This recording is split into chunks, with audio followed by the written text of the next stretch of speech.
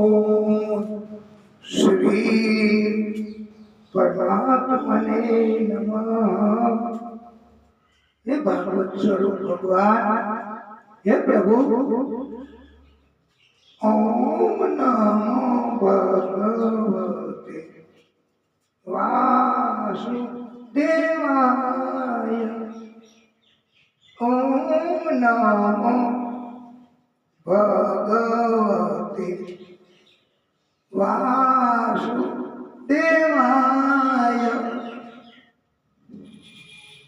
वासुदेवाय हरि वासुदेवाय।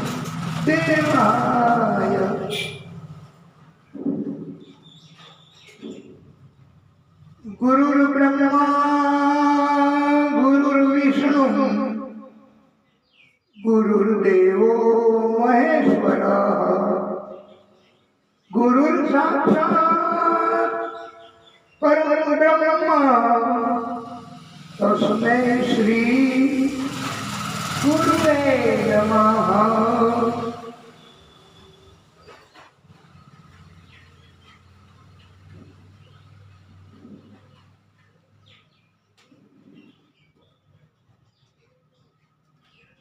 अस्ति स्वस्तरुणी कराग्र विघ्नात् कल्पप्रसूनाप्लुतं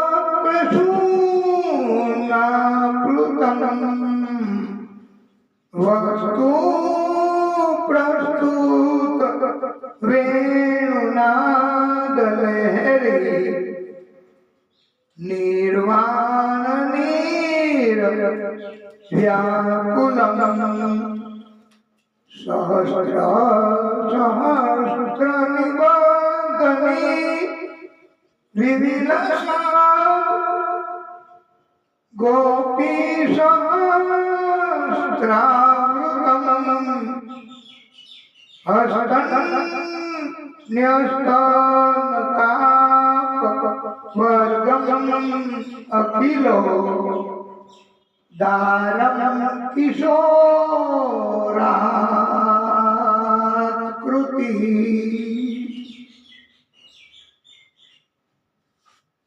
दे दो सहारा राधा दामोदर। दे दो सहारा राधा दामोदर। कहीं छूट न जाए दामन तुम्हारा।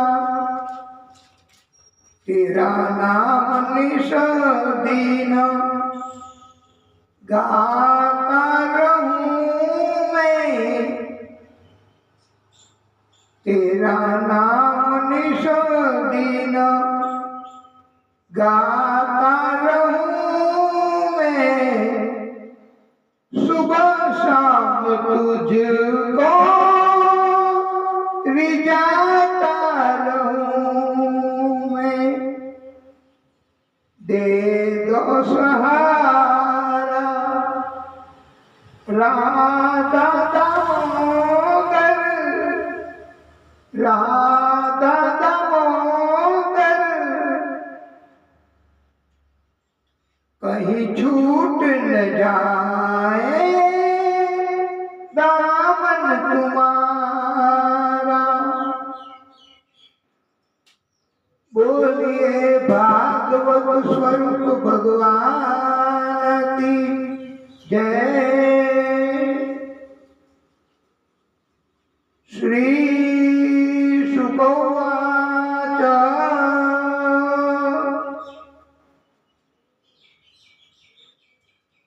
हे राजा, પૃથ્વીરાજાના વખતમાં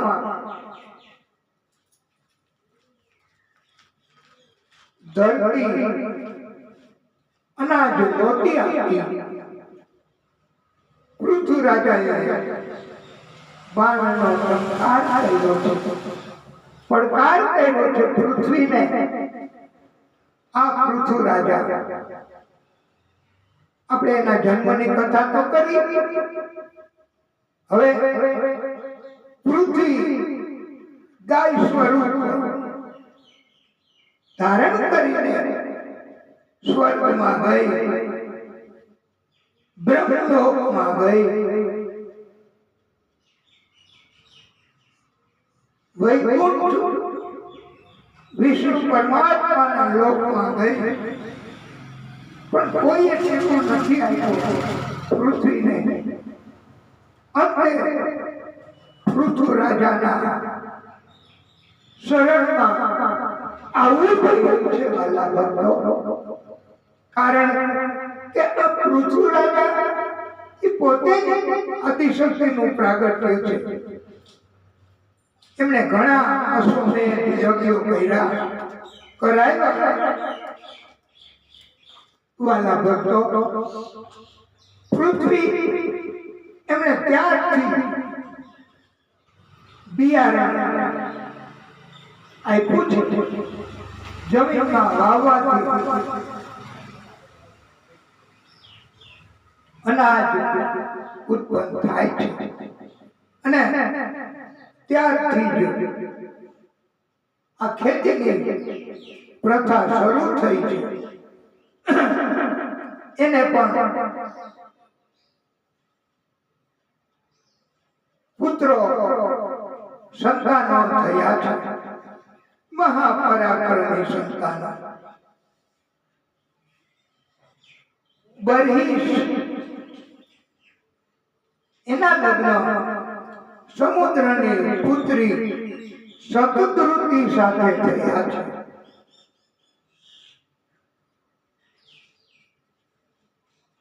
એને 10 પુત્રો થયા.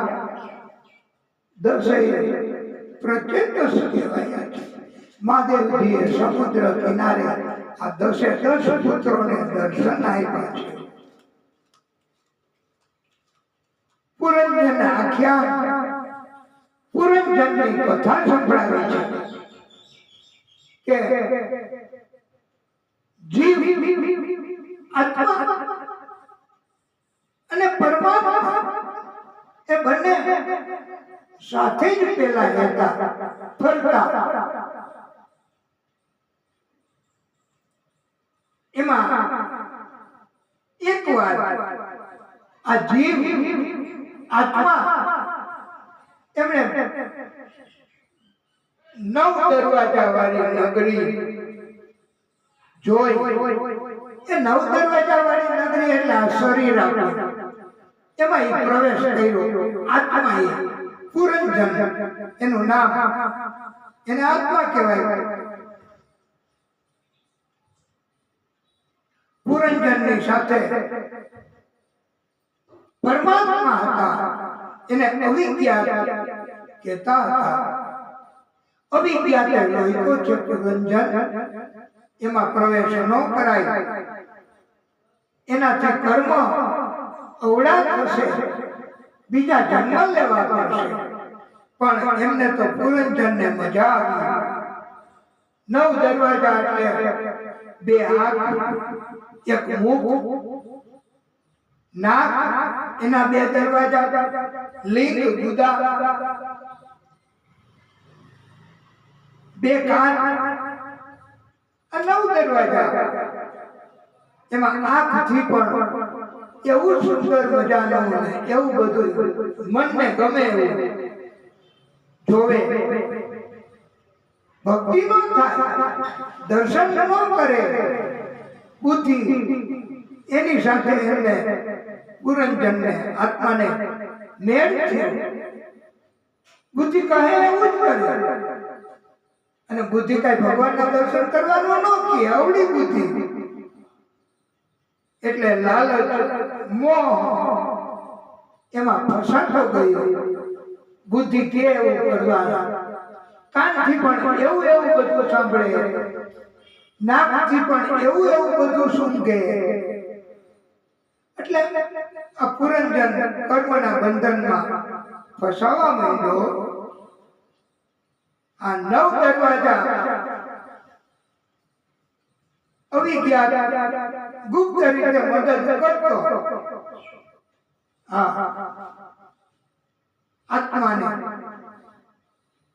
પુરંજનને કે જન્મના ચક્કરમાં ફસાવવું ન પડે, પણ આ પુરંજન તો લાલચ મોહ એના કારણથી ફસાતો ગયો. આપણા શરીરને આ 9 દરવાજા ઉપરાંત એક દ્વાર છે, એ આપણે ખબર છે ને, દુટી નાભી કેન્દ્રમાં હોય છે. બધી શક્તિઓ ત્યાં કેન્દ્રિત થાય છે, નાભીમાં. એટલે 10 દરવાજા કહેવાય છે. આ દુટીમાંથી, નાભીમાંથી, એના મારફતે અંગુષ્ઠ ભગવાને ઉત્તરાના ગર્ભમાં પ્રવેશ કર્યો. તો એ કથા તમે સાંભળી છે વાલા ભક્તો હમણાં. અને ઘણા એમ કે છે પ્રમાણ કે રંગ મહેલ કે 10 દરવાજે. આ શરીર રંગ મહેલ છે, એના 10 દરવાજા. આપણે પ્રભુની કૃપા મેળવવા માટે દરવાજા એનો ઉપયોગ કરવાનો છે. આંખથી ભગવાનનું દર્શન કરવું, સારું સારું જોવું, અશ્લીલ ન જોવાનું, ન જોવું. કાનથી કથા સાંભળવી, તો પગથી યાત્રા કરવી, હાથથી કોઈને દાન કરવું, મદદ કરવી. તો આ 10 દરવાજા એના મારફતે આપણે વાલા ભક્તો મોક્ષ ગતિ પણ પામી શકીએ, સત્કર્મ પણ કરી શકીએ. એટલે આ 10 દરવાજા માનવ દેહ એ તો બહુ ઉપયોગી છે પ્રભુને પ્રાપ્ત કરવા માટે. પછી તો પુરંજન એ ગરડો થયો, એનો દેહ છૂટી ગયો. આ રંગ મહેલ કહેવાય. જીવ બહાર નીકળી ગઈ, પણ કર્મના બંધનમાં ફસાણો. એટલે બીજો જન્મ સ્ત્રીનો આવ્યો. આ કર્મનું બંધન. યોગ્ય કર્મ કર્યા હોત તો બીજો જન્મ ન આવે. અને રાણી બહેનો સુંદર પરાક્રમી રાજકુમાર એની સાથે લગ્ન થયા, બાળકો પણ થયા, ઘણા સુખ ભોગવ્યા. પછી એવું બન્યું બીજા રાજાએ ચડાઈ કરી.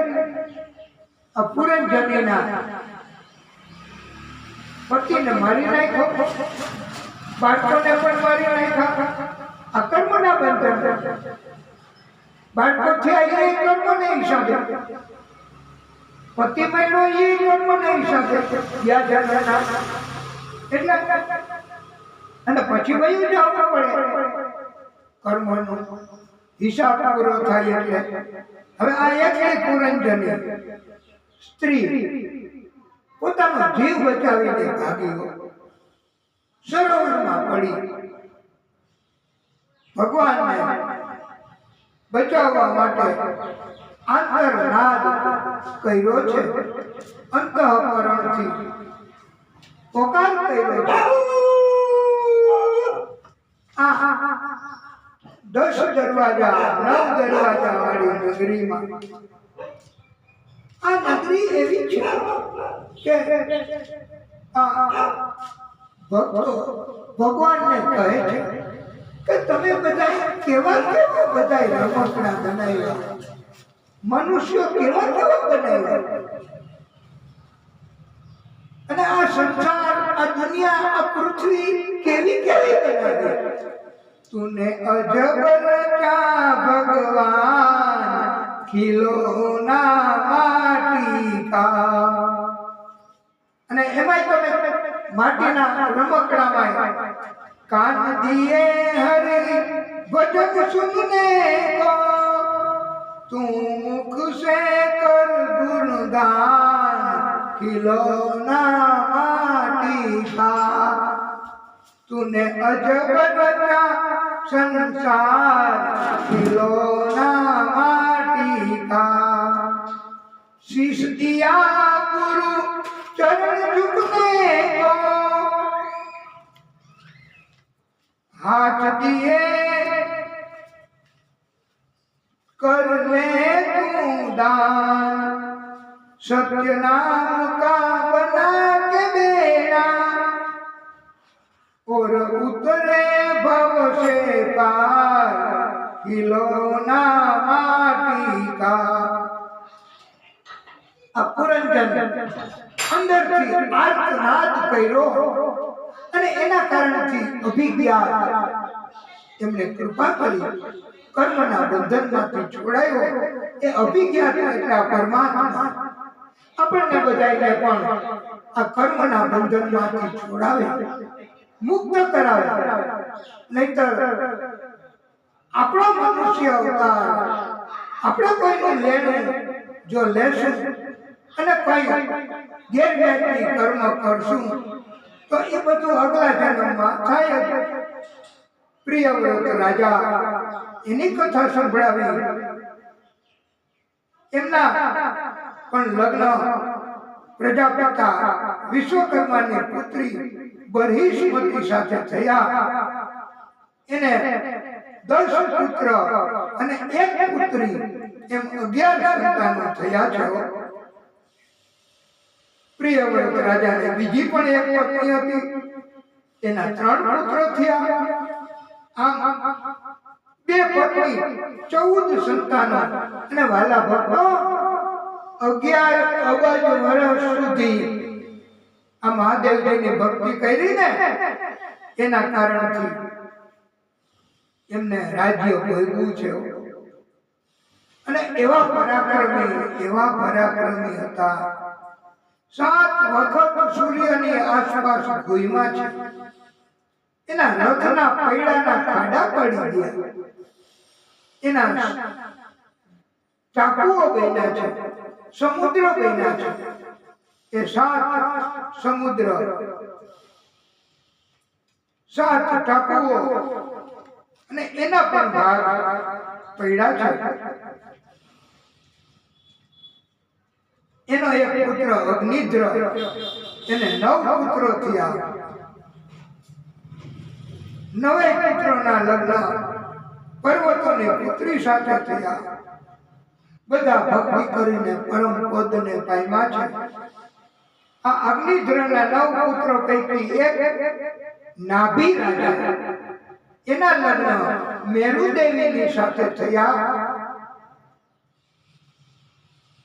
નાભી રાજા અને મેરુદેવી એમને ત્યાં પરમ શક્તિ આદિશક્તિ એમણે પ્રાગટ્ય કર્યું.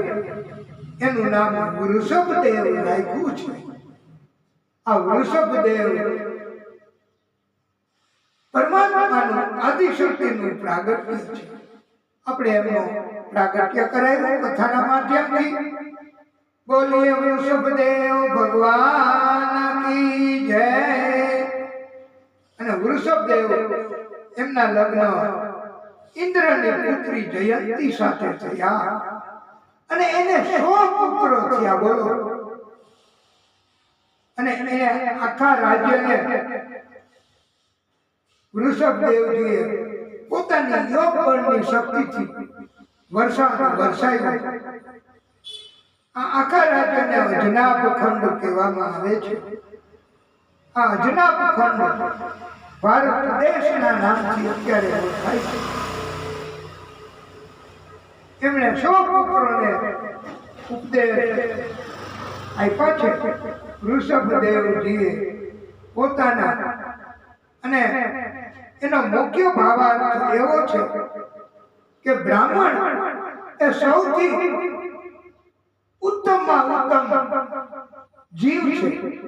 બ્રાહ્મણથી ઉત્તમ કોઈ નથી. દેવો ભગવાન એ પણ બ્રાહ્મણને ઉત્તમ માને છે. બ્રાહ્મણ એ પ્રભુનું જ પ્રાગટ્ય છે એમ કહેવું છે. બ્રાહ્મણને ટેન્શન આપે, ત્રાસ આપે, અપમાન કરે એ હિન કક્ષાના જીવ કહેવાય છે. માટે ક્યારેય બ્રાહ્મણનો અપરાધ ન કરવો વાલા ભક્તો. આપણને ન ગમે તો આપણે આપણા રસ્તે જતું રહેવું ભાઈ.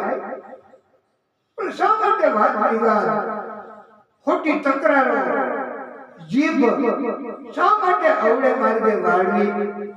પછી ભોગવવું તો પડે. એટલે બ્રાહ્મણ એમને જો કષ્ટ અપાઈ જાય જાણતા તો સજા પરમાત્મા ચોક્કસ આપે છે. આનું પ્રાયશ્ચિત ન થાય. બ્રાહ્મણના અપમાન, બ્રાહ્મણ જન્મે એટલે એનામાં 8 ગુણો તો હોય જ. સમ, દમ, સત્ય, અનુગ્રહ, તપ, ક્ષમા, અનુભવ, દયા. એટલે બ્રાહ્મણ આમ બહુ મહત્વ ધરાવનારા. અને અચાનક કોઈ બ્રાહ્મણ મળે તો એમને આપણે માન સન્માન આપવું, ભોજન કરાવવું, દક્ષિણા આપવી અને પછી વિદાય કરવા. તો પ્રભુ આદિશક્તિ રાજી થાય. બ્રાહ્મણ અને બ્રાહ્મણનો જન્મ એ સ્વયં કોઈ ધર્મનો અવતાર જ છે એમ કહ્યું છે. બ્રાહ્મણ જન્મે ત્યારથી જ પૃથ્વી ઉપર બધા કરતા શ્રેષ્ઠ જીવ છે. શ્રીમદ ભાગવત કથા શરૂ થાય એમાં વક્તા શ્રી બ્રાહ્મણ હોય છે. તો એમનું પૂજન કરવાનો અધિકાર માત્ર ને માત્ર કથાનું આયોજન કર્યું હોય એને જ છે, બીજા કોઈ નથી. વૃષભદેવજીએ એવું કહ્યું છે કે બધા દેવો ભગવાન એ મંત્રને આધીન છે અને મંત્ર બ્રાહ્મણને આધીન છે. બ્રાહ્મણના જમણા પગના અંગૂઠામાં બધા તીર્થો રહેલા છે. કોઈ બ્રાહ્મણને આપણે જો જમણા પગના અંગૂઠાનો સ્પર્શ કરીને વંદન કરીએ, પ્રણામ કરીએ તો બધા તીર્થ કર્યા હોય એવું પુણ્ય મળે છે. આ અમારી ઘરની વાત નથી. આપણે એવું ન માનવું કે અમે બ્રાહ્મણ છીએ એટલે આવી વાત કરીએ છીએ. ના, ભાગવતમાં લખ્યું છે વૃષભદેવજી સ્વરૂપ આદિ શક્તિ એમણે કહ્યું છે. અને જરાસંઘ પણ બ્રાહ્મણને બહુ માન આપતો હતો. તો આપણે પછી એની કથા પણ કરીશું, ક્યારે કહીશું. એટલે બ્રાહ્મણ એ બહુ ઉત્તમ કક્ષાના જીવ છે. આ વૃષભદેવજી એ પણ વાલા ભક્તો વનમાં ગયા, તપ કર્યું, સત્કર્મ કર્યા અને પોતાનો જીવ છોડી દીધો. તપ કર્યા વગર જો જીવ નીકળી જાય, ભગવાનને યાદ કર્યા વગર એક દિવસ પણ જો જાય તો એ દિવસ સાર્થક નથી ગણાતો. વાલા ભક્તો, એક મહાન પરાક્રમી રાજા એ ગંડકી નદીના કિનારે સ્નાન કાર્ય કર્યું. સૂર્ય ભગવાનને જલ ચડાવી લોટો અભિષેક કર્યો અને પોતે તપ કરવા બેસી ગયા. દરરોજ ઓમકારનો જપ કરતા.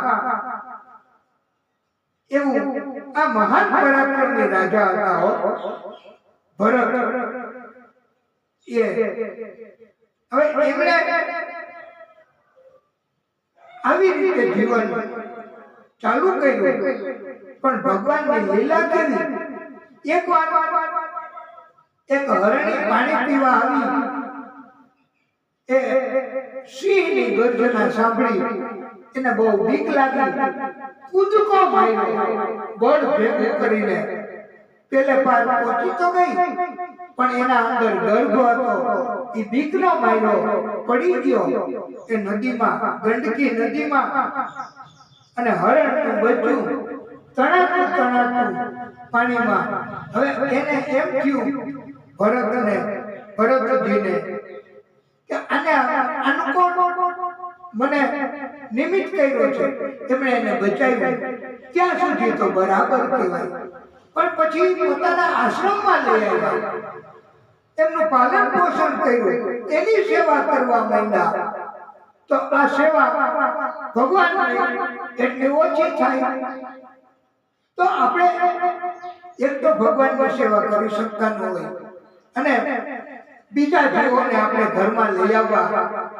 એ ભાગવતકારોએ એની કથામાં આવું કહ્યું છે કે આપણે ભગવાનને તો પૂરતો સમય આપી શકતા નથી, કઠોર તપ કરી શકતા નથી.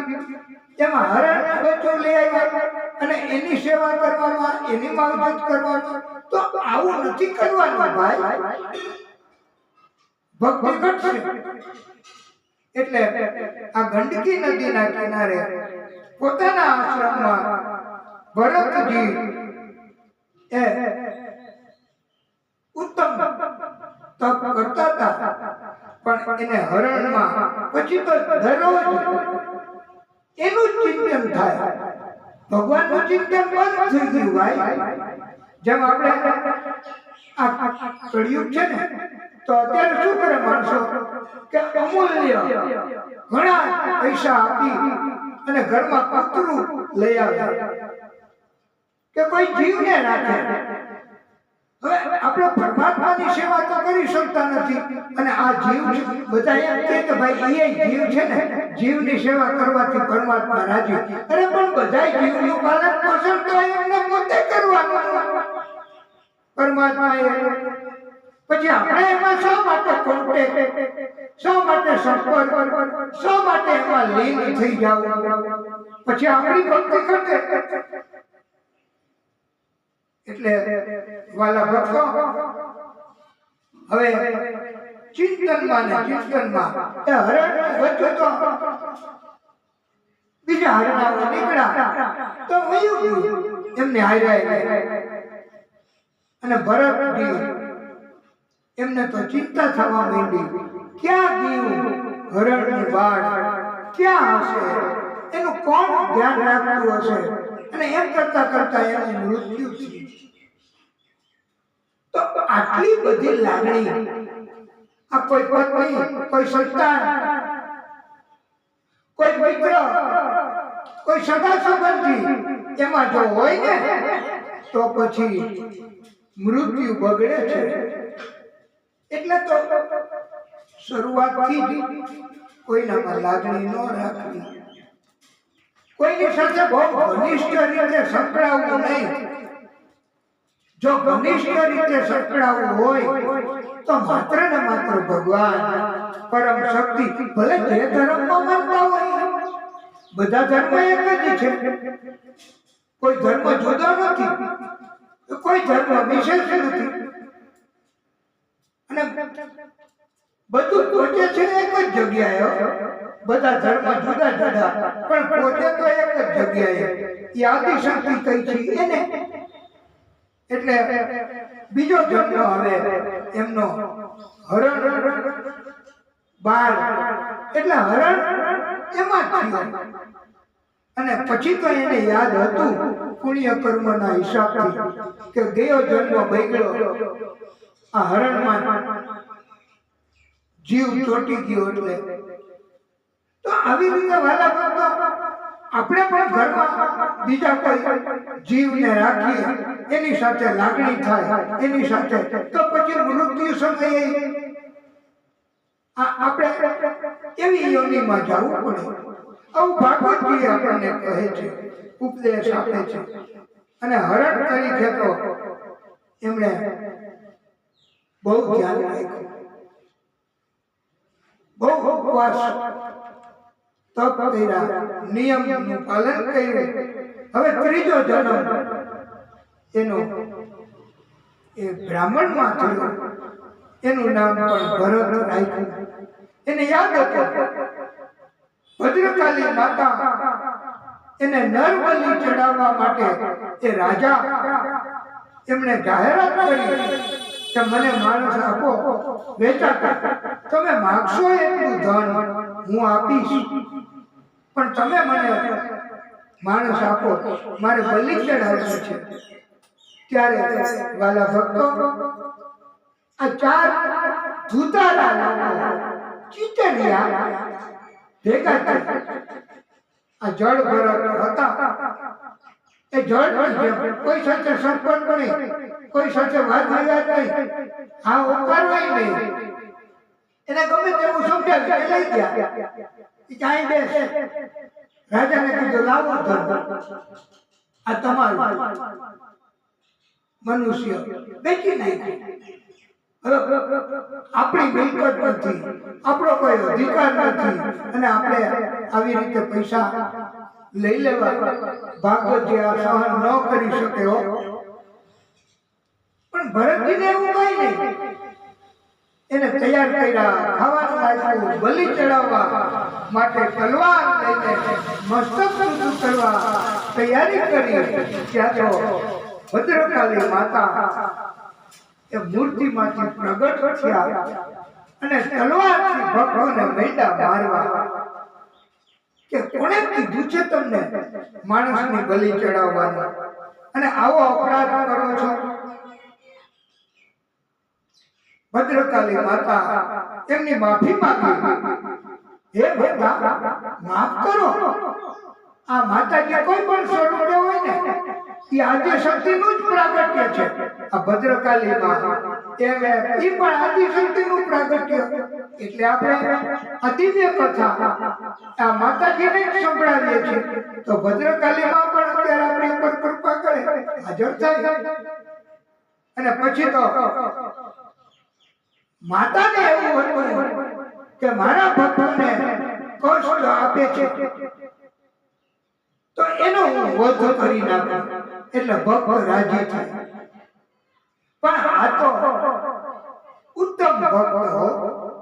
જેમ અમે માતાને કથા સંભળાવીએ છીએ, હવે એમાં કોઈ પરેશાની કરે, ત્રાસ આપે, તકલીફ આપે તો માતા કોપાયમાન થાય એની ઉપર કે ભાઈ તમારે કઈ લેવા દેવા નથી, અને એ તો કથા વાપે છે, તો તમે શા માટે એને હેરાન પરેશાન કરો છો ભાઈ? અને માતા એના ઉપર ગુસ્સો કરે, એને મારી નાખે, સજાઈ કરે, બીમારે પાડે. એ માતા છે. માતાના ભક્તને ક્યારેય કોઈ રીતે હેરાન ન કરાય. ભદ્રકાલી માને થયું કે હવે મારા ભક્તોને રાજી થશે. પણ આ ભક્તો તો દિવ્ય કોટીના હતા હો. એમણે ભરતજીએ કહ્યું, માતા તમે મારા માટે થઈને આ લોકોની હત્યા કરી, મને કારણ બનાવી. માતા મને આ મંજૂર નથી. ભક્તોએ માને કહ્યું છે, અને કહ્યું ભક્તોએ કે માં તમે બધાને સજીવન કરો.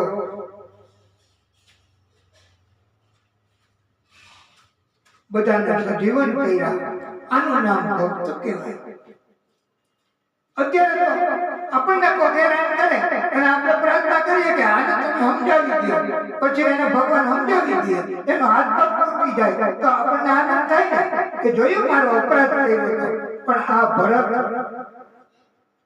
એવા ભક્તો નથી. એને કીધું તમે એને દૂર કરો, જીવિત કરો. માતાએ બધાને જીવિત કર્યા. પરોપકારની ભાવના હોય આ ભરત, આ ઈજ. અને બલિ ચડાવવાનું ત્યારથી બંધ થયું છે. ભરતજી કઈ કામ કરતા નહીં, ખેતરે મોકલે તો ન્યાય राम जी की चिड़िया, राम जी का खेत, खाओ रे मेरी चिड़िया भर भर दे। અને કોઈની સાથે કઈ વાત ન કરે। સિંધુ સોવીર દેશના રાજા રહુગણ પાલખીમાં બેસીને ત્યાંથી નીકળ્યા। એક પાલખી ઉપાડવા વાળો બીમાર થઈ ગયો તો ભરતજીને જોડી દીધા। હવે ભરતજીની ગતિ અને સંસારિક મનુષ્યની ગતિ, સંતોની ગતિ, સંતોના વિચાર અને સંસારિક મનુષ્યના વિચાર એમાં ફેર તો પડે ને। એટલે ભરતજી તો પરમ ભક્ત હતા, પાલખી ઉંચકવામાં એની ગતિમાં ફેર પડે। એટલે એ રાજા રહુગણને પાલખી એના મસ્તક ઉપર ટકરાય અને એને ભરતજીનું અપમાન કર્યું છે, ન કહેવાના શબ્દો કહ્યા છે।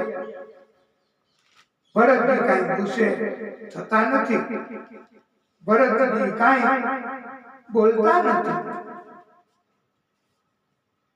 વાલા ભક્તો,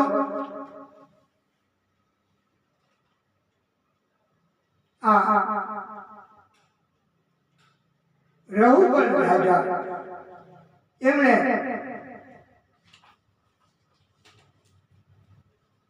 ભરતજીને કહ્યું હું તને મારી નાખીશ। ત્યારે ભરતજીને એમ થયું કે હે, તમે મને મારી નાખશો? આ મારવાનો, જન્મ આપવાનો એ કામ તમારું છે કે ભગવાનનું, પરમ શક્તિનું? આ તમે આવા વેગમાં ન રહેશો એવો ભાગવતકારોએ પણ ઉપદેશ આપ્યો, ભરતજીએ પણ ઉપદેશ આપ્યો અને રહુગણ રાજાને સમજાવ્યું કે હે રાજા, યમરાજા બધા જીવો મનુષ્યને અપરાધનો દંડ આપે છે, સજા કરે છે। તમે કોઈને દંડ કે સજા ન કરી શકો। જળ ભરતજીએ સમજાયું છે કે ભાર છે પૃથ્વી ઉપર તો ઉચકવાવાળા પણ છે। તમે જુઓ ને, 7 માળના મકાન, અનેક માળના મકાન, ત્યાં એવડું એવડું વજન, તો એ વજન એટલું બધું હોય છે છતાંય પૃથ્વી તો છે, આ વજન ભાર ઉચકે છે બધાય। એવી રીતે રસ્તો છે તો મુસાફરી છે, અને રસ્તામાં ચાલવા વાળા પણ હોય છે। અને એટલે તો કીધું છે ને કે આપણે ચાલવા વાળા નબળા હોય અને મંજિલ ન આવે તો એમાં પરમાત્મા શું કરે? ચોટીલા જવું હોય હાલીને તો આપણામાં ન હોય તો પરમાત્માનો એમાં કશું જ નથી। અને એવું સમજાવવા માટે કહ્યું છે ને, મંજિલે अपनी जगह है, रास्ते अपनी जगह, और कदम साथ न दे तो मुसाफिर क्या करे। રહુગણ રાજાએ પૂછ્યું કે તમે બ્રાહ્મણ તો નથી ને? હું બ્રાહ્મણ થી ડરું છું, બીજા ગમે તેની સાથે તકરાર થાય, યુદ્ધ થાય, મારું મૃત્યુ થાય તો મારો ઈ જન્મ જ બગડ્યો કહેવાય, ઈ મને મારી નાખે તોય। પણ જો બ્રાહ્મણનું અપમાન, બ્રાહ્મણનો અપરાધ થઈ જાય તો વાલા ભક્તો જન્મ જન્મ બગડે છે। આ તમે લખી લેજો, અમારા ઘરની વાત નથી, ભાગવતકારો સમજાવે છે કે બ્રાહ્મણનો અપરાધ ન કરવો। જે તમે પી જાઓ તો મૃત્યુ થાય, એક જન્મ બગડે, પણ જે વધારે આ બ્રાહ્મણના ઉપરાંત રઘુગણ રાજા તમે પરમાત્મા શ્રી હરિના ચરણમાં તમારું ધ્યાન કેન્દ્રિત કરો, પરમાત્મા શ્રી હરિની ઉપાસના કરો. આવું ભરતજીએ જ્ઞાન આપ્યું છે. પરપીડનમ પાપાય પરોપકારાય પુણ્યાય, બીજાને ઉપર ઉપકાર કરવો, બીજાને મદદ કરવી. ઘણા એવા હોય છે જીવ આપણા પાડોશમાં એવા લોકો છે કે જે મદદ કરે છે, ઉપકાર કરે છે બીજા જીવને, મનુષ્યોને. અને એ જ મોટામાં મોટી પરમાત્માની ભક્તિ કહેવાય છે. પરોપકાર કરવો, એ બીજાને ટેન્શન આપવું, બીજાને ત્રાસ આપવો, તો એ મોટામાં મોટું પાપ કહેવાય છે. વાલા ભક્તો, આપણે ઘણી વખત નથી ઘણા કહેતા કે આ તમારું મકાન એ હવે પડી જશે, તમે દટાઈ જશો. આ તમે આવી રીતે કામ કરાવો છો, સરખું કરાવો, મજબૂત કરાવો, નહીતર પડી જશે. આવું ટેન્શન આપવું ભગવાનના ભક્તને એ પણ યોગ્ય નથી. એવું ભાગવતે શીખવું છે. આપણાથી મદદ ન થાય તો કઈ નહીં, આપણે એને કઈ મદદ ન કરી શકીએ તો કઈ વાંધો નહીં ભાઈ, પણ એને ટેન્શન તો તમે ના આપો. આ ટેન્શન આપવું એ મોટામાં મોટું પાપ કહેવાય છે. અને ઘણા તો એવા માણસો હોય છે ને આ કળિયુગમાં, અવળી બુદ્ધિ વાળા, એ કે ટેન્શન લેને કા નહીં, ટેન્શન દેને કા લે. આ કેટલું અપમાન. અને ભક્તોને ટેન્શન કોઈ દિવસ આવા કોઈ માણસો ન આપી શકે. હા, ભક્તોને કોઈ ટેન્શન આપવાનો પ્રયત્ન કરે ને તરત પરમાત્મા એને સદબુદ્ધિ આપે કે એ તો કહે, એનામાં બુદ્ધિ ઓછી હોય. આપણે શું કામ એની હારે વાત કરવો? આપણે આપણી રીતે ભક્તિ કરવી, પરમાત્મા ધ્યાન રાખશે. અને પરમાત્મા એ બધાને ધ્યાન રાખ્યું જ છે ને, જે ભક્તિ કરે એનું. રઘુગણ રાજાએ કહ્યું કે મેં રાજવીપણાના અભિમાનમાં બહુ પાપ કર્યા છે, બહુ હેરાન કર્યા છે, બધાને ત્રાસ આપ્યો છે. જડભરતજીએ ઉપદેશ આપ્યો. ભરતજી કહે છે કે બધા જીવો પોતાના અને અન્યના આત્માની શક્તિને ઓળખવા પ્રયત્ન કરવો, દિવ્ય જ્ઞાન પ્રાપ્ત કરવું, આત્માની શક્તિને ઓળખી લેવી. અને આપણે તો આ નવલા નોરતા, નવરાત્રી અને આદ્ય શક્તિમાં, આદિ શક્તિમાં એને આપણે રાજી કરવાના છે. તો આપણે આ આદિ શક્તિ એમને રાજી કરવા તમે પણ સાથે સહકાર ટેકો આપજો. અને તમારે ઊભું થઈને તમારો ભાવ તમારી જગ્યાએ આપવો હોય તો પણ તમે ઊભા થઈને આપી શકશો. હે જગજનની, હે જગદંબા, હે જગજનની, હે જગદંબા, માત ભવાની શરણ લેજે. આ અંબા સ્તુતિ છે, આદ્ય શક્તિમાં અંબા, એનો રાગ દરબારી. ચિંતા વિઘ્ન વિનાશિની, કમલાશિની સકલ વિશુદ્ધિ હંસવાહિની, માતા દેહુ અરજ સુણી લે અમકણી, અરજ સુણી લે અમકણી, હે ભગવત દેજો ભેદ દૈત્ય વિહાગણ દેવીઓ, એ માતા કરજો મેર. આ દૈત્યને મારવા વાળી માં એ બધી માતાઓ દેવીઓ અમારી ઉપર મેર કરજો, સ્વાગત કરજો માં.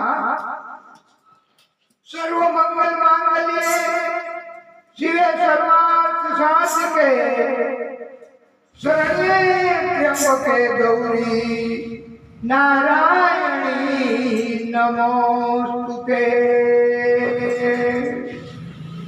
બધાયનું મંગલ કરવા વાળી આ માં આદિ શક્તિ અંબામાં છે, એને અમે પ્રાર્થના કરીએ છીએ. હે જગજનની, હે જગદંબા, માત ભવાની શરણ લેજે. આદ્ય શક્તિ માં તું આદિ અનાદિ, આદ્ય શક્તિ માં તું આદિ અનાદિ. અરજી અંબા ઉર્મા લેજે, કોઈના તીરનું નિશાન બનીને, કોઈના તીરનું નિશાન બનીને દિલનું વિધાવા દેજે. ઘાસ લઉં ઘા કરું નહીં એવી અંબા શક્તિ દેજે. કોઈ ચીટિંગ કરે તો કઈ વાંધો નહીં, છેતરાઈ જાવું, પણ કોઈને ચીટિંગ કરવું નહીં આપણે. અને કોઈ નુકસાન કરે તો આપણે સહન કરવું, એને નુકસાન આપણે ન એવો અર્થ થાય છે. અને અમૃત વડે નામ આશીષ અમૃત મય તું દે, ચેર જીવન ના પીરું જાણું, પચાવવાની તું શક્તિ દેજે. હે જગજનની, હે જગદંબા.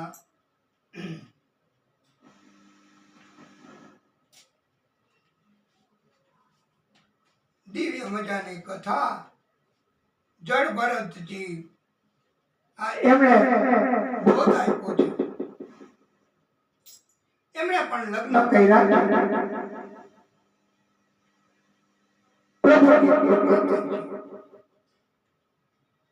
એમનો પણ વંશ, એના છેલ્લા વંશમાં વીરજ રાજા હતો. વાલા ભક્તો,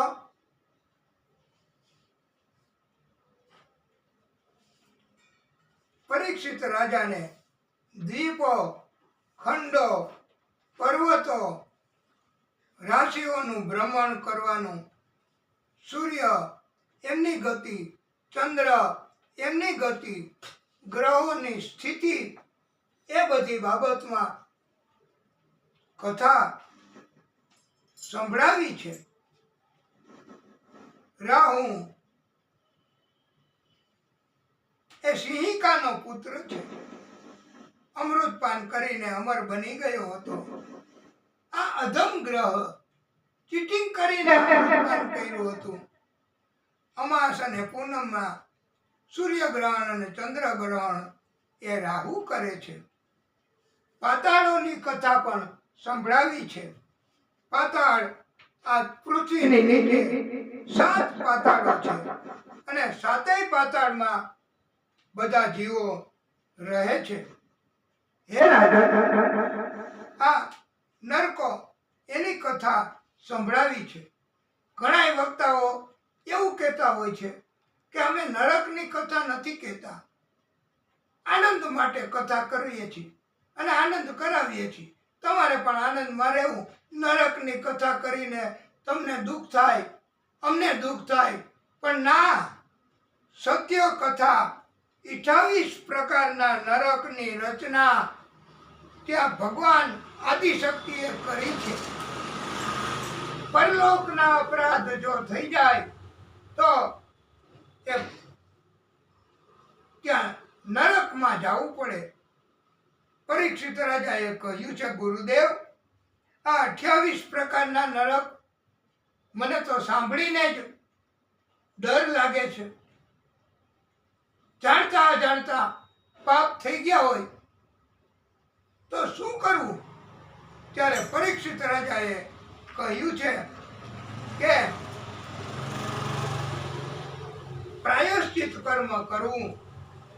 પ્રાયશ્ચિત કર્મ કરવાથી અમુક પ્રકારના પાપ એ નાશ પામે છે અને પછી નરકની સજામાંથી બચવું પડે છે.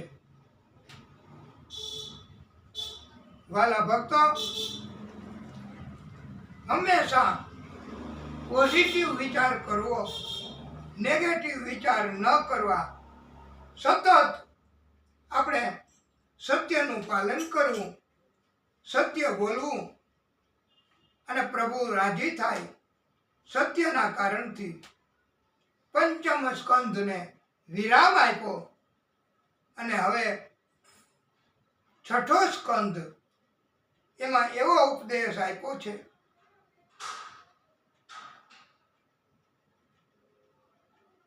આ પૃથ્વી લોકના અપરાધ કરનારા પાપી લોકોને પૃથ્વી લોકના દંડ મળે. જેમ આપણે કોઈનું ધન ચોરી લઈ, કોઈનું લૂંટી લઈ, કોઈને છેતરી લઈએ, કોઈને ભય ઊભો કરીને ધન પડાવી લઈએ, તો પોલીસ કોર્ટ એ આપણને દંડ કરે, સજા કરે અને કેદ પણ કરે છે. આ મનુષ્યનો મોટામાં મોટો શત્રુ એ આપણું પાપ કર્મ છે. વાલા ભક્તો, પાપ કર્મ એ કરવા નહીં. જાણી જોઈને તો ક્યારેય નહીં.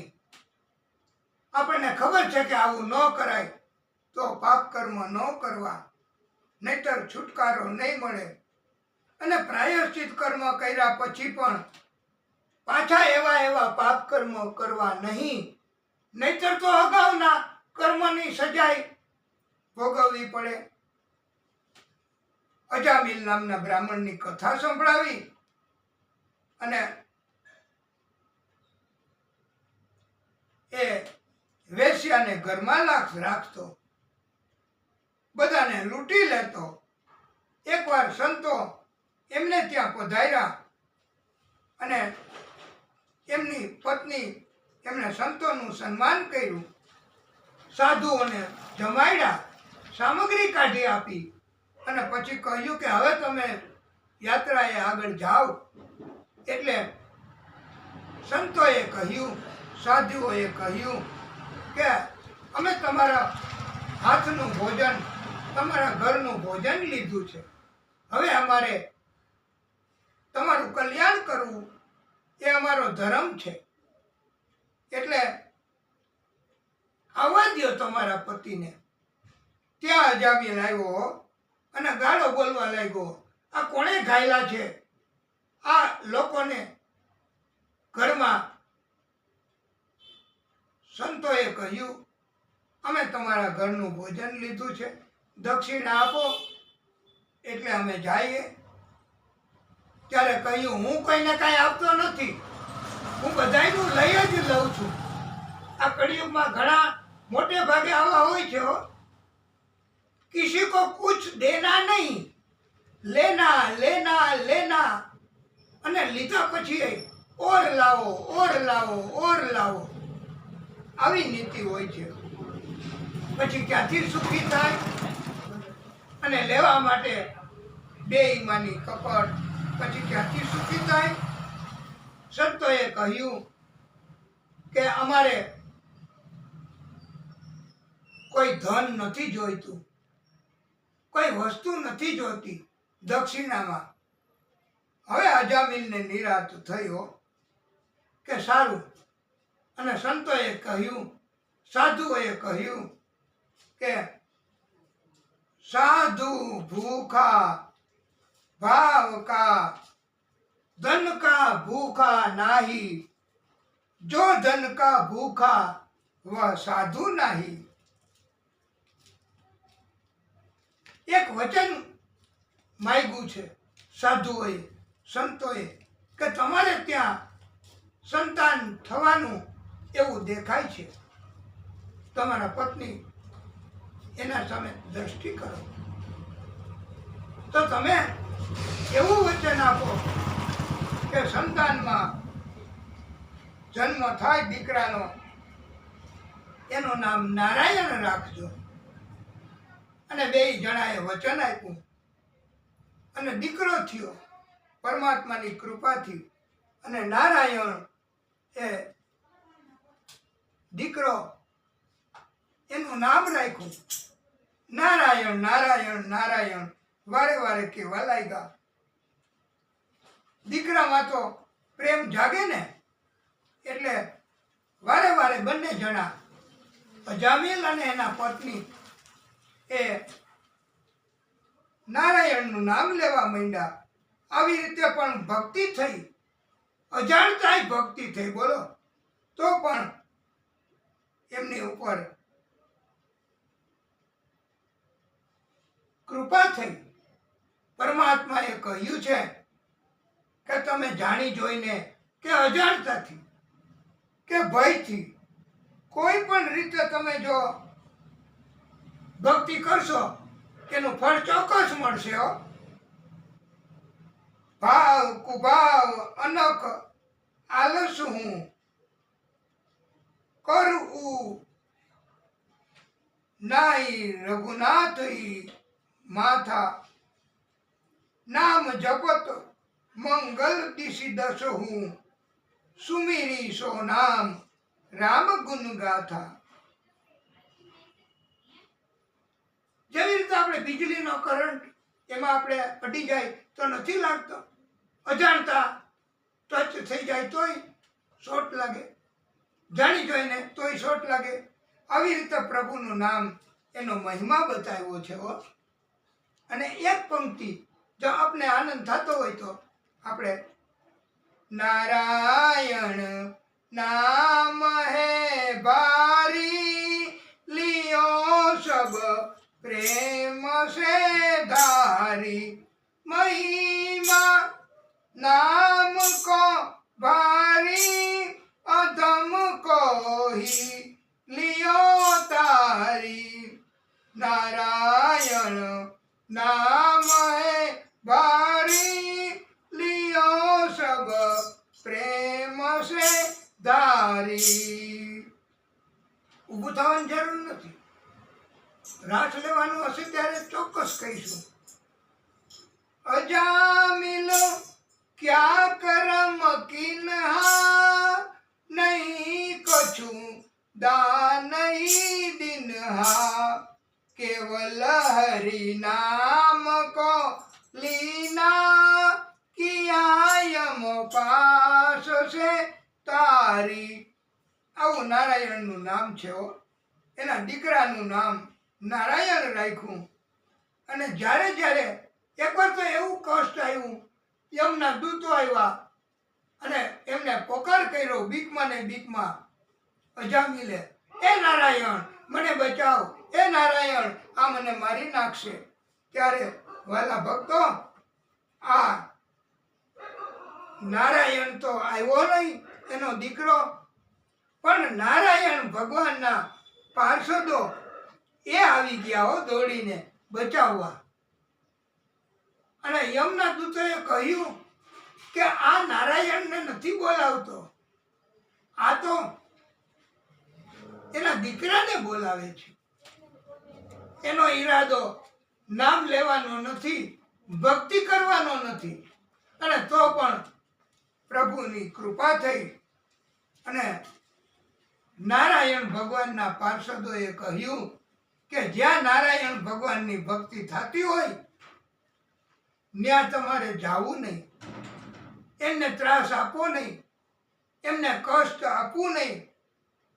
એટલે વાલા ભક્તો, આ નારાયણ ભગવાનનું નામ એ બહુ ઉત્તમ છે, બહુ મૂલ્યવાન છે. એ આપણને ખબર ન હોય કેટલી કેટલી મદદ કરે, આપણને દેખાય નહીં કે આ ભગવાન છે. એટલે પણ એકવાર નામ જપ કરવાથી એ મોટામાં મોટું ફળ મળે છે. અને ઉલટું નામ તમે લ્યો ને, કોઈ પણ નામ લ્યો તમે, બસ ઉલટા નામ જપો, ધારા ધારા ધારા ધારા ધારા ધારા ધારા ધારા ધારા ધારા ધારા ધારા, તો રાધા રાધા થઈ જશે. મરા મરા મરા મરા મરા મરા મરા મરા મરા મરા મરા તો રામ રામ થઈ જશે. આ ભગવાનની કૃપા છે. અને નામ રામનું તો ઈ લેવાથી એટલું જ લાભ, એટલું જ પુણ્ય મળે કે જે રામજી પ્રગટ થાય અને પુણ્ય આપે. રામ અને એના નામ એમાં કોઈ ભેદ નથી. એટલે નામ જપનો મહિમા ભાગવતકારોએ બતાવ્યો છે. અચેતન પદાર્થોમાં પણ ચેતન આવી જાય છે.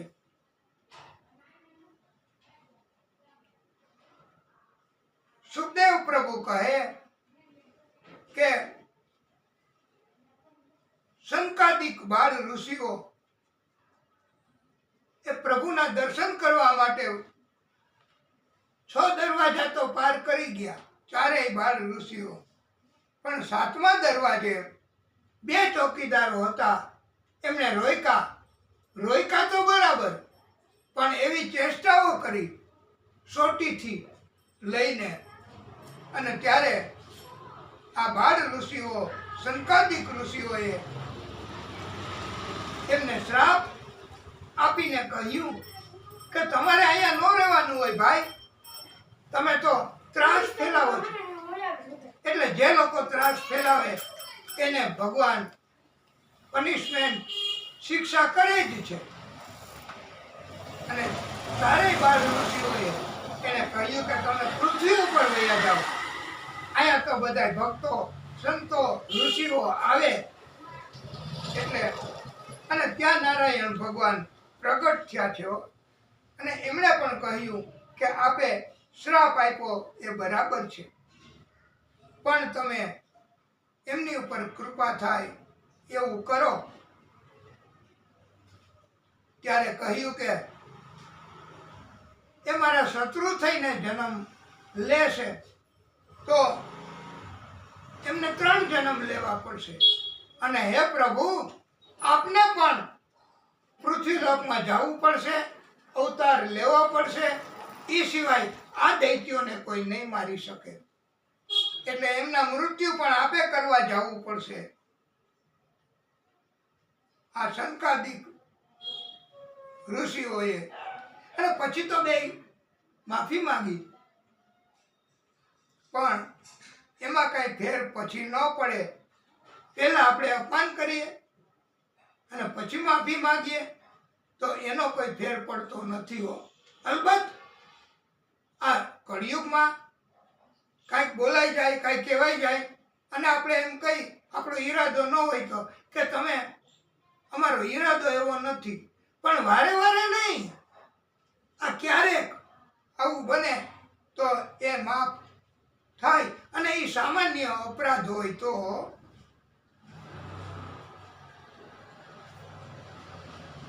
અને એવી સુંદર મજાની વાત,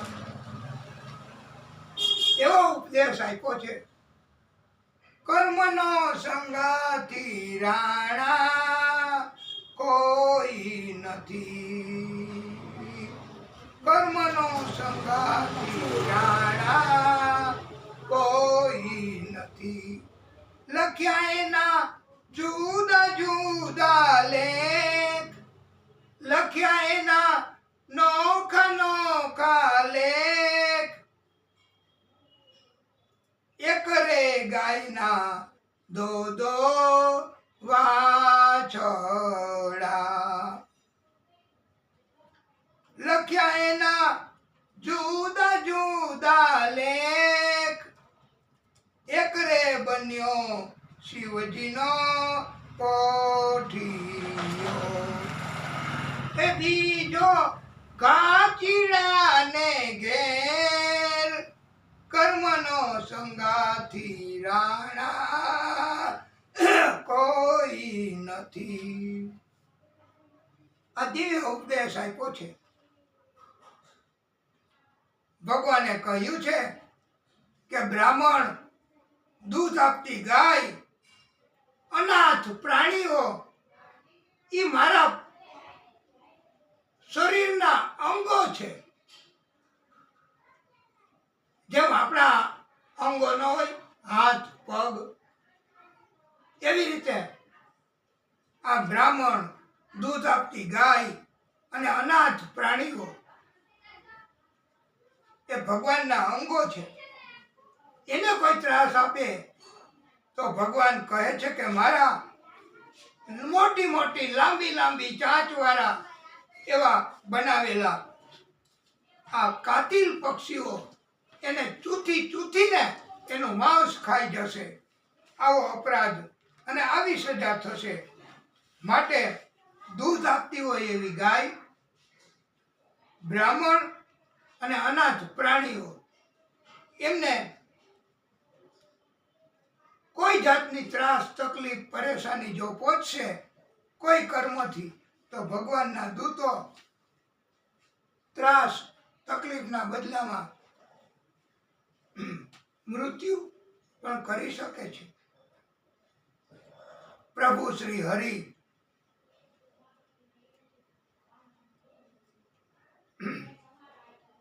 એને પામવા માટે હિરણ્યકશ્યપ એ બદલો લેવા તપ કરવા ગયો. બહુ તપ કર્યું બ્રહ્માજીનું. બ્રહ્માજીને પસંદ કર્યા. બ્રહ્માજીએ કહ્યું કે માગો વત્સ, તમારે શું જોઈએ? ત્યારે હિરણ્યકશ્યપ એમણે કહ્યું છે કે પ્રભુ, મને અમર બનાવી દો. ત્યારે અમર બનાવવાનું કામ તો અમારું નથી. બ્રહ્માજી કહે હું એ અમર નથી. અલબત્ત મારું આયુષ્ય લાંબુ છે, પણ હું અમર નથી. એટલે પછી તો બ્રહ્માજીએ કહ્યું, બેટા વત્સ, તમે તમારું મૃત્યુ કેવી રીતે ન થાય એવું તમે કરી શકો, એવું માગી શકો. તો ત્યારે એવું માગ્યું હિરણ્યકશ્યપે કે મારું મૃત્યુ દિવસે ન થાય, રાત્રે ન થાય, 12 મહિનામાં કોઈ મહિનામાં ન થાય, ઘરમાં ન થાય, બહાર ન થાય, આકાશ, પાતાળ, પૃથ્વી એમાંય ન થાય. એવું કરો પ્રભુ. દિવસે ન થાય, રાત્રે ન થાય. આવું બધું માગી લીધું. પણ હવે આપણી બુદ્ધિ ગમે એટલા ચતુર હોય તો કઈ ભગવાનને થોડા પહોંચી શકાય? ભગવાન તો સર્વ સમર્થ, સર્વ શક્તિમાન છે. અને વાલા ભક્તો, જો યાદ રહીએ એક વાક્ય, તો ક્યારેય ભગવાનને પહોંચવાનો, ભગવાનથી આગળ વધવાનો, કે ભગવાનની ટીકા કરવાનો, કે ભગવાનની અવળી વાત ફેલાવવાનો પ્રયત્ન ન કરવો. આપણે મંજૂર ન હોય તો ગરબીમાં ન જાઓ. આપણે મંજૂર ન હોય તો આપણે ભગવાનની ગરબીની આરતી ન કરવી. પણ માતાની ટીકા ન કરાય. ગરબી રમવાથી કાંઈ ભગવાન મળે? એવું જો કોઈ ધર્મના માણસો કહેતા હોય તો એ જાતનો અપરાધ કહેવાય વાલા ભક્તો. એટલે ભગવાન એની સામે ટક્કર ન લેવાય. ભગવાન એનાથી આગળ વધવાનો પ્રયત્ન પણ એક જાતનું પાપ છે. હંમેશા ચિંતન કરવું તો ભગવાનને અને ભગવાનની તરફ પૂજ્ય ભાવ રાખવો. હંમેશા આપણે ભગવાનની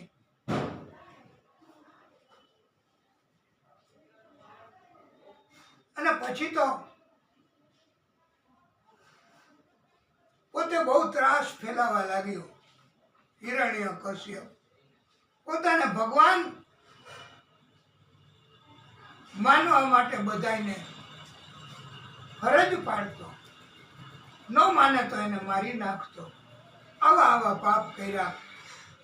હવે એમને ત્યાં એમની પત્ની કયાધુ એમને એક દિવ્ય સંતાનનો જન્મ આપ્યો. એનું નામ પ્રહલાદ રાખ્યું છે. અને એને દૈત્ય રાક્ષસી કર્મ એનું શિક્ષણ આપવા માટે મોટા આચાર્યો, મહાન ખેલાડીઓ એવાને સ્પેશિયલ સંડ અને અમર એને નિમી દીધા કે આને તમે મોટામાં મોટો દૈત્ય બને એવું કરો. પણ તોય ભગવાનની ઈચ્છા, ભગવાન એને દૈત્ય બનવા ન દીધો. ભક્તિ કરે, ભજન કરે અને હંમેશા ભગવાન ધ્યાન રાખે. પ્રહલાદનું, એમના દીકરાનું નામ પ્રહલાદ. નવોધા ભક્તિ, 9 પ્રકારની ભક્તિ એમણે શીખવી છે. ભક્તિ 9 પ્રકારે થાય, એક પ્રકારથી નહીં, 9 રીતથી. કેવી રીતે? તો સાંભળીને, શ્રવણ કરીને એટલે કીર્તન, નામ સ્મરણ, પાદ સેવન, અર્ચન, શૃંગાર, આરતી કરીને, વંદન કરીને પણ ભક્તિ થાય. દાસ્ય ભાવ રાખીને ભક્તિ થાય. આત્મસમર્પણ કરીને ભક્તિ થઈ જાય. પ્રભુની પૂજા કરવાથી એ ભક્તિ થાય. આમ ભક્તિ 9 પ્રકારે થાય. એવું પ્રહલાદ બાળક હતા તો પણ એમને શીખવું છે. અને એમને પૂછ્યું કે બેટા તું શું શીખો? અત્યારે તો આપણે કળિયુગ છે તો એવું શીખવીએ કે ધ્યાન રાખજો, બહાર જાતો તને કોઈ છેતરી ન લે, તને કોઈ લૂંટી ન લે, તને કોઈ મારી ન લે. તારે ગમે એને મારી નાખવું કે મારી લેવું, પછી હું તારું ધ્યાન રાખવા બેઠો છું. હવે આવો વેમમાં ન રહેવાય ભાઈ. આવું ન શીખડાવાય સંતાનોને, બાળકોને. ભક્તિ કરવાનું શીખડાવાય કે ભક્તિ કરવી, ભગવાનનું નામ લેવું, જે ભગવાનને માનતા હોય એનું નામ લેવું. અને ભગવાન રાજી થાય એટલે ભગવાનની મદદ થાય.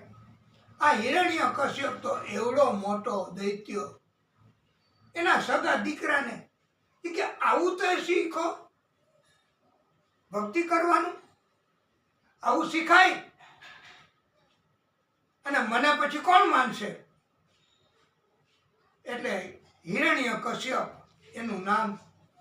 તો એને આ પ્રહલાદ એને ધમકાયો, એને મારી નાખવા માટે, એની કતલ કરવા તલવારથી એના શરીરનો કાપી નાખવાનો આદેશ કર્યો. તો પણ એને હિરણ્યકશ્યપ, એના રાક્ષસો એને તલવારથી પણ, તલવાર એના શરીરમાંથી અહીંથી નાખે તો ઓલી બાજુથી નીકળી જાય, પણ એનું શરીરને કંઈ થાય નહીં. આવું ભક્તિ કરવાથી થઈ શકે છે. ભગવાન હંમેશા આ પ્રહલાદ એનું ધ્યાન રાખતા, રક્ષણ કરતા. પ્રહલાદને જળમાં ડુબાડવાનો પ્રયત્ન કર્યો અને મૃત્યુ કરવાનો પ્રયત્ન કર્યો, પણ પ્રહલાદ જળમાં ડૂબીને મૃત્યુ ન થયા. ભગવાને ધ્યાન રાખ્યું એનું. શ્વાસ ન લઈ શકે એવી પેટી બનાવી એમાં પૂરી દીધો. પણ ભગવાને ન્યા જઈને એનું ધ્યાન રાખ્યું, મરવા ન દીધો. એની માને કીધું પ્રહલાદની કે જા આ તારા દીકરાને તું ઝેર પીવડાવીને મારી નાખ. એની માં તો રોવા માંડી કે મારે આવું કરવાનું, મારા દીકરાને મારે મારી નાખવાનો. ત્યારે આ પ્રહલાદ નાનો બાળક ઈ કે માં, તારા હાથે મારું મૃત્યુ જો નક્કી થયું હોય છે તો મને કોઈ નહીં બચાવી શકે, અને મારું મૃત્યુ ઝેરથી થવાનું હશે તો ઝેરથી થશે જ, એમાં કોઈ ફેર નહીં પડે. કોઈ પણ ધર્મ હોય એમાં ફેર ન પડે. જે રીતે મૃત્યુ થવાનું હોય એ રીતે થાય જ. તલવારથી મૃત્યુ થવાનું હોય તો તલવારથી મૃત્યુ થાય. આ નાનો બાળક પ્રહલાદ એની માને આવું શીખવે છે કે લાવો માં, હું ઝેર પી જાઉં. અને બાળક એ માની પાસેથી ઝેરનો કટોરો લઈ અને પી ગયા. એનું મૃત્યુ ન થયું. હવે તો એક જ ઉપાય કે કરવું શું, મારવો કેમ આ ભક્તને. એનો પિતા હિરણ્યકશ્યપ તો ભાઈ ઉલટાનો ચિંતામાં પડી ગયો કે આને કેમ હાથીના પગ નીચે કચડાવ્યો, પર્વત ઉપર લઈ ગયા અને ત્યાંથી ઘા કર્યો, તોય ભગવાને બચાવ્યો. આવા ભગવાન છે બધાય ધર્મમાં. હો, ભગવાન એટલે ભગવાન, એને ભગવાન જ કહેવાય. કોઈ પણ ધર્મમાં બચાવ કરે એને ભગવાન. હવે એક છેલ્લો ઉપાય કર્યો કે લોખંડનો થાંભલો એમ કહેવાય છે કે એવો તપાયો અગ્નિ આપીને, અને પછી બોલાવ્યો કે બોલ, તને આમાં ભગવાન દેખાય છે? ત્યારે કહ્યું કે પિતાજી, મારા ભગવાન બધે જ દેખાય છે, મને બધે ભગવાન જ દેખાય. અને ભગવાન છે બધે. હા, જમીન, મકાન, આકાશ, પૃથ્વી, બધી જગ્યાએ ભગવાન છે. ભગવાન સર્વ વ્યાપ્ત છે અને ભગવાન સર્વ દ્રષ્ટા છે. ભગવાન બધું જોઈ શકે એવા છે. અને ભગવાને આ પ્રહલાદ એમને હિરણ્યકશ્યપ એમને કહ્યું કે તો તું તારા આ ભગવાનને ભેટી પડ, જા દોડ આ ધગધગતો થાંભલો અગ્નિવાળો. તો પ્રહલાદજી તો એમાં દોડ્યા એને ભેટવા માટે. પણ વાલા ભક્તો, થોડોક સંકોચ થયો. ભગવાનને ખબર પડી ગઈ કે મારા ભક્તને થોડોક ભય લાગ્યો છે, એટલે ભગવાને ભક્તને ખાતરી કરાવવા લાલ કીડીઓનું સ્વરૂપ લીધું અને થાંભલામાં દેખાણા. પ્રહલાદને ખબર પડી કે આ થાંભલો જરાય અગ્નિવાળો નથી, નકર લાલ કીડીઓ ન આવે. અને પછી તો વાલા ભક્તો એ થાંભલો ઊભો ફાટ્યો. આવી રીતે બે ભાગ થયા અને એમાંથી નરસિંહ ભગવાન પ્રગટ થયા છે. બોલીએ નરસિંહ ભગવાન કી જય. ભક્ત માટે ભગવાન બધુંય કરે છે. પ્રહલાદજીએ ભગવાને કહ્યું માગો તમે. ત્યારે કહ્યું કે મારે કઈ નથી જોતું, માગવાનું નહીં. એવું ભાગવત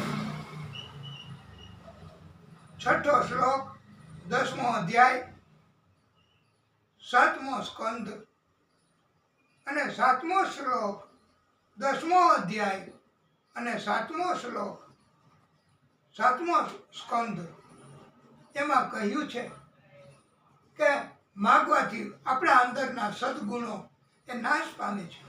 એટલે માગવું નહીં. પણ આ તો કળિયુગ છે ને, બધા માગ જ કરતા હોય. એ કે લાવો માગો, લાવો પૈસા, લાવો રૂપિયા, કાંઈક આપો. હમણાં તો તમે કાંઈ આપ્યું નથી. આવી રીતે પણ માગવું નહીં. ભગવાનની ભક્તિ કરવી. ભક્તિ કરવાથી બધું મળે હો. આપણે નથી આરતી કરતા માતાની, એમાં નથી આવતું જો ધ્યાવે ફલ પાવે, દુઃખ વિનશે મન કા. સ્વામી દુઃખ વિનશે મન કા. સુખ સંપત્તિ ઘર આવે, સુખ સંપત્તિ ઘર આવે, કષ્ટ મીટે તન કા. એટલે જે ભગવાનનું ભજન કરે, ધ્યાન કરે, ભક્તિ કરે, એને દુઃખનો નાશ થાય છે. સુખ સંપત્તિ એની મેળે ઘરમાં આવે, ભક્ત પાસે આવે છે. અને કષ્ટ હોય ને શરીરના તો એ નાશ પામે છે. આવી આદ્ય શક્તિમાં એની કૃપા છે. આવી આદિ શક્તિની મહેરબાની કહેવાય છે. અને એટલે તો વાલા ભક્તો,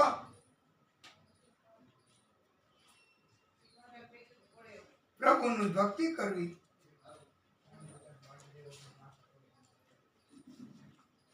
ભક્તિ યુવાનીમાં થઈ શકે, ગટપણમાં તો ક્યાંથી થાય. ભગવાને આ હિરણ્ય કશ્યપનો સંધ્યા કાળે આવા ટાણે એમને પોતાની ગોદમાં લઈને અડધું નર અડધું સિંહનું અને સિંહના નખથી ચીરી નાખ્યો અને એને મૃત્યુ કર્યું છે. ઘરમાં નહીં, બહાર નહીં, આકાશ નહીં, પાતાળ નહીં, અને પોતાની ગોદમાં ઉંબરામાં લઈ ગયા અને એનો નાશ કર્યો. આ ભગવાન છે ને, એને કોઈ પહોંચી ન શકાય. એને તમે છેતરી ન શકો. પ્રયત્ન કર્યો તો આ મહાન રાક્ષસ હિરણ્ય કશ્યપ દિવસે ન મરો, રાતના ન મરો, એકેય સમયે ન મરો, તો એના માટે સ્પેશિયલ મહિનો બનાવ્યો. આ ભગવાને એને ગોપી મહિનો કહેવાય ને, પુરુષોત્તમ મહિનો કહેવાય ને. અને માણસ નહીં, પશુ નહીં, સિંહનું સ્વરૂપ લીધું. અડધું નર અડધું સિંહ, અને નખથી એને નાશ કરે જ ભગવાન. પાપી લોકોને ભગવાન નાશ ન કરે તો બીજું કોણ કરે? પાપી લોકોને કોઈ પહોંચી શકે? ભક્તો કોઈ પહોંચી શકે? સંતો કોઈ પહોંચી શકે? પાપી લોકોને એને તો ભગવાન જ. અને સંતો કોઈ સાથે કે ભક્તો કોઈ સાથે વાદ વિવાદ કરે, એ તો વાદ વિવાદ કરે, તકરાર કરે, એ તો રાક્ષસ કહેવાય. બધું સહન કરે એનું નામ ભક્ત. એટલે ભક્ત માટે અને ભક્તિ કરવી કોઈ પણ સંજોગોમાં. પછી ઘટપણ આવે ત્યારે ભક્તિ ન થાય હો. કે ઘટપણ આવશે ત્યારે, અને ઘટપણ આવે નહીં ભાઈ. યુવાનીમાં પણ ઘણાયનું મૃત્યુ નથી થતું. આ જગત ગુરુ શંકરાચાર્ય 32 વર્ષની ઉંમર ત્યાં તો મૃત્યુ થયું. આવી યુવાનીમાં એ જગત ગુરુ, અને એમણે ઉપદેશ આપ્યો છે અંગમ ગલિતમ પલિતમ મુંડમ પલિતમ મુંડમ દશન વિહીનમ જાતમ તુંડમ વૃદ્ધો યાતિ ગૃહીત્વા દંડમ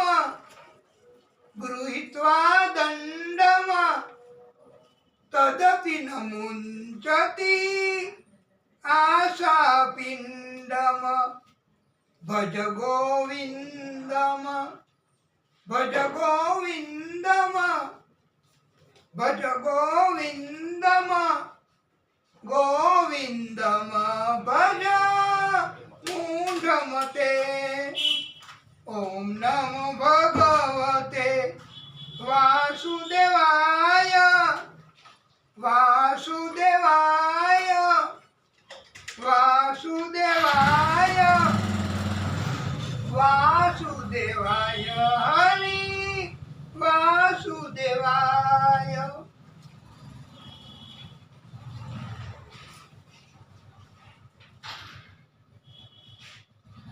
પ્રહલાદજીએ કાંઈ ન માંગ્યું છતાંય ભગવાને આપ્યું છે હો.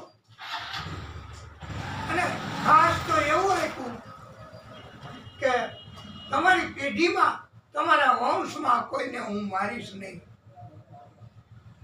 હે પ્રહલાદ, અનંત કાલ સુધી તમે રાજ સુખ વૈભવ ભોગવશો, અંતે તમને મારું ધામ પ્રાપ્ત થશે.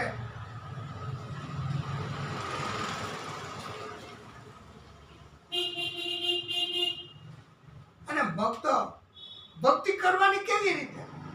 બીજાને મદદ કરવી, સેવા કરવી, માતા પિતાની સેવા કરવી, ગુરુની સેવા કરવી. પણ આ તો કળિયુગ છે ને ભાઈ. અત્યારે કોઈને સેવા કરવામાં રસ નથી હોતો. માતા પિતાની સેવા ક્યાંથી કરે? માતા પિતાને અત્યારે તો કેવો ઝડપી, કેવો સમય, ટેલિફોન, મોબાઈલ એવો સમય છે. તો માતા પિતા, ગુરુ એની ફોનથી પણ કોઈ નથી ભાળ પૂછતા હો. સગા સંબંધી, બેન, બનેવી, ભાણેજ, કોઈ ભાવ ન પૂછે. હલો, કેમ છો? મજા છે કે? કઈ તકલીફ હોય તો આવી જાઓ, કઈ કામ હોય તો કહેજો. એવું ન કરે. માતા પિતાની ક્યાંથી સેવા કરે? અને પછી તો જ્યારે માતા પિતા ધામમાં વયા જાય ને ત્યારે ખબર પડે ભાઈ કે આ માતા પિતાની સેવા કરી હોત તો. અને એના માટે એવું કીધું છે કે પછી મંદિરે જઈને પ્રાર્થના કરવાની કોઈ અર્થ નથી હો. કભી પ્યાસે કો પાની પિલાયા નહીં, कभी माँ बाप की सेवा की ही नहीं, बाद में मंदिर जाने से क्या फायदा. પછી મંદિરે જઈને ભગવાનને પ્રાર્થના કરવાથી શું ફાયદો? માતા પિતા જીવતા હોય એમનું તો. અને ઘણાય તો સંતાનો કેવા હોય, આ શ્રવણ જેવા માતા પિતાની સતત સેવા કરે. કે માં, હવે તો તું એક જ છો, તને મારે ભાગવત કથા, તું વહી જા પછી શા માટે? જીવતા જ તને કથા સંભળાવું, પછી હું કરાવી શકું કે ન કરાવી શકું ભાગવતની કથા? તો આવા સંતાનો હોય છે. અને અમને બોલાવે છે કે દાદા, અમારી માને કથા સંભળાવી છે, મોટી ઉંમર છે હવે બહુ, તો તમે પધારશો? તો અમે ભક્તિ કરવાના હેતુથી એમને કથા સંભળાવીએ છીએ, દિવ્ય કથા. હવે તો આવા સંતાનો છે હો, કળિયુગ છે છતાંય. અને ધન્ય છે એવા સંતાનો કે જે માતા પિતાને સેવા કરે. અને એવા સંતાનો પણ હોય છે ભાઈ કે પોતાના મા બાપ ન હોય, ગામમાં ગયા હોય તો બીજા ઘરના માણસોને લઈ આવે, એની સેવા કરે કે તમે મારા પિતા, તમે મારી માં. અને એની સેવા કરીને ધન્ય ધન્ય બને છે એનું જીવન, મા બાપને. અને એવા માણસો કળિયુગમાં હોય છે કે આ વૃદ્ધાશ્રમ એમાં મૂકી આવે કે તમે આ મારા મા અને પિતાને તમે સંભાળો ભાઈ, અમે તો થાક્યા એનાથી લે. ત્યારે માતા પિતા એમ કહે કે તું નાનો હતો ને બેટા, ત્યારે મને તે કેટલી વાર પૂછ્યું છે કે કાગડો કેવો હોય? તો મેં કીધું બેટા કાગડો કાળો હોય. તો પાછું પૂછ્યું મને ફરીવાર કે કાગડો કેવો હોય? તો મેં કીધું બેટા કાગડો કાળો હોય. આવી રીતે તું શીખો, આવી રીતે તને જ્ઞાન આપ્યું, અમે આટલો ભોગ આપ્યો, અમારા ધંધા રોજગાર છોડીને તને મોટા કર્યા, અમે ખાધું નહીં અને તને ખવડાવ્યું, અને હવે તું એમ કે કે હું મારા માતા પિતાથી કંટાળ્યો છું અને વૃદ્ધાશ્રમમાં મૂકવા જાઉં છું. આવા સંતાનો એ લેન દેન કી બાત, એની કોઈ આપણે ટીકા નહીં કરીએ, પણ આ વૃદ્ધાશ્રમ તમે જુઓ તો એક ગામમાં એક બે તો હોય જ. મોટે ભાગે માતા પિતાની સેવા નથી કરવા વાળા. એવું તો આના ઉપરથી કાંઈક પ્રમાણ તો કહેવાય ને, કાંઈક તો એવું પ્રમાણ કહેવાય કે માતા પિતાની સંભાળ રાખવાનો અભિગમ નથી, ઓછો છે. એટલે તો વૃદ્ધાશ્રમ, નહીતર વૃદ્ધાશ્રમને તાળું ન લાગી જાય. ત્યાંથી એમ લઈ આવે કે વૃદ્ધાશ્રમમાં મૂકી ગયા સ્ત્રી પુરુષને, તો હવે લાવો અમે એને લઈ જાય, આલ્યો તમારે ડિપોઝિટ, ધન જેટલું જોતું હોય એટલું આલ્યો, પણ અમને આપો, અમારે એમની સેવા કરવી છે. અને આવી રીતે વૃદ્ધાશ્રમને તાળા ન લાગી જાય. પણ આ તો પ્રભુની લીલા, લેન દેન. અને ઘણી વાર એવું કહેવાનું મન થાય છે વાલા ભક્તો કે આવા સંતાનો એ નથી કથા હવે કહી શકાય એવી. આ કળિયુગની અસર છે ભાઈ. માતા પિતા એમનાથી દૂર જઈને તુમ કહા જાઓગે, ગુરુ એનાથી દૂર જઈને તમને શું મળશે? કાંઈ નહીં મળે ભાઈ. એટલે અને માતા પિતાથી દૂર રહીને, અને એક પંક્તિ મને કહેવા દો, બહુ ઈચ્છા છે. લાખો કમાતા હો ભલે, મા બાપ જેમાં નો ઠર્યા, એ લાખ નથી પણ રાખ છે, એ કદી વિસરશો નહીં. ભૂલો ભલે બીજું બધું, મા બાપને ભૂલશો નહીં. હજી એક અગણિત છે, ગણી ન શકાય એટલા ઉપકારો. અગણિત છે ઉપકાર એના, એ કદી ભૂલશો નહીં. વાલા ભક્તો, આવી સુંદર મજાની કથા આપણે માં આદ્ય શક્તિને સંભળાવીએ છીએ. એની કૃપા ચોક્કસ થશે. આપ હૃદયમાં કથાને રાખજો. હવે આપણે કથાને વિરામ આપશું. આપણાથી કથા હવે આગળની અત્યારે નહીં રાખી શકાય. બોલીએ આદ્ય શક્તિ માત કી જય, ભાગવત સ્વરૂપ ભગવાન કી જય. હે પ્રભુ, હે દાદા, હે પરમ કૃપાળુ, હે ભાગવત સ્વરૂપ ભગવાન, હે પ્રભુ